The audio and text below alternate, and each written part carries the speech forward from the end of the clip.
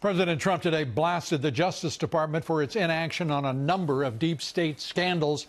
Republican lawmakers are still trying to acquire 1.2 million documents from the Justice Department concerning everything from the FBI investigation into the Clinton email scandal to FISA court surveillance abuses.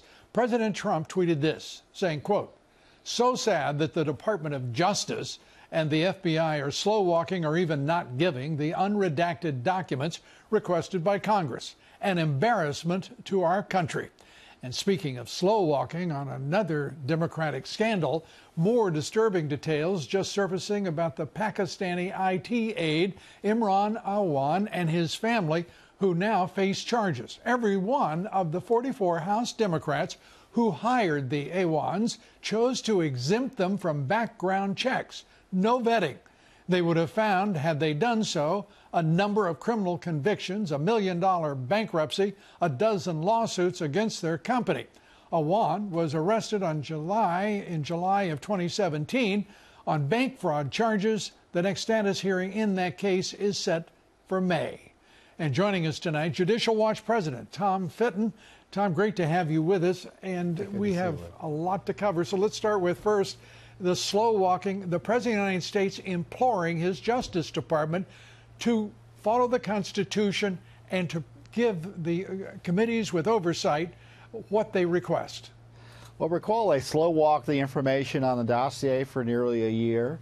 The text messages they dribbled out after Lord knows how long, and they've redacted key portions of those text messages, the Lisa Page, Peter Strzok text messages.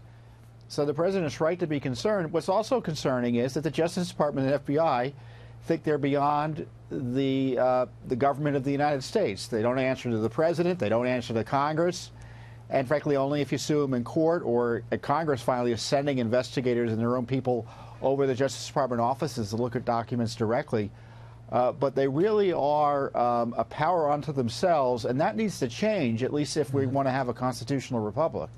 Well, we have a constitutional republic, and it appears that there is a contest over whether it's going to continue, and the Justice Department seems to be leading the charge to look forward to its dissolution.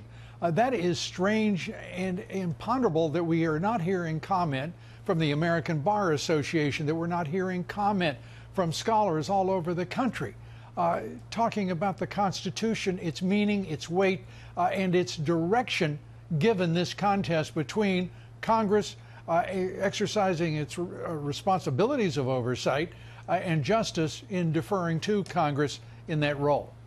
Congress has to be more aggressive. Right now, it's up to individual members like Messrs. Jordan and Devin Nunes is doing this at the Intelligence Committee.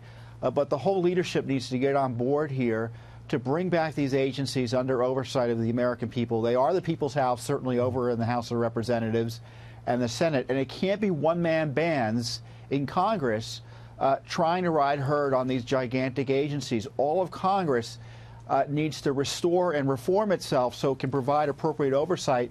I get upset, Lou, every time I hear the FBI and Justice Department talk about their independence. Oh, yeah. Watch your wallet. Go for your wallet when you hear a government agency talk about independence. That's an agency that doesn't want to be accountable to the American people. And by the way, just ancillarily, the fact is the State Department considers itself pretty independent as well. Oh, that's right. We have some pockets of independence in this constitutional republic. Let's turn to the Awan instance. 44 Democratic congressmen not conducting any vetting or background checks. And we have now the next hearing on that case, that scandal, that outrage, is in May. Why is this being slow walked? Oh, because Congress doesn't want anyone looking at the way it operates. The Freedom of Information Act doesn't apply to Congress. The House leadership has known about this scandal for well over a year. This is how bad it is on the Hill with this scandal, this Awan Brothers scandal. Debbie Wasserman Schultz, it looks like they had this Pakistani family that is a criminal conspiracy running the IT for many Democrats on the Hill. Republicans didn't want to deal with it. We, Judicial Watch, had to go in and sponsor a meeting on the Hill at which some Republican members came and did an investigation and discussion. is separate and apart from the House leadership. That's how bad it is on the Hill, where you've got an independent entity like Judicial Watch going to the Hill and sponsoring an investigative meeting. We're out of time as usual, but I want to, if I may, ask one final question here, and that is your thoughts about the Attorney General's Utah counsel investigating John Huber for the Justice Department apparently from Utah, and Sessions denying Congress's request, multiple requests for a second special counsel. You know, if Jeff Sessions didn't want to call him a special counsel and told him to go and prosecute these crimes, I'd be satisfied with that. Mr. Huber's been brought in to investigate whether to investigate. Is there really a question whether they need to further investigate? Yeah. Then make a decision. Prosecute Mr. McCabe. Go after Hillary Clinton. There's more than enough. We don't need special prosecutors. We need prosecutions. Let's not get distracted. This current announcement is another way to kick the can down the road, in my view. Tom Fitton, Judicial Watch. As always, thank you for being here, and thanks for all that you and your organization do. You're welcome. Appreciate it. Thank you.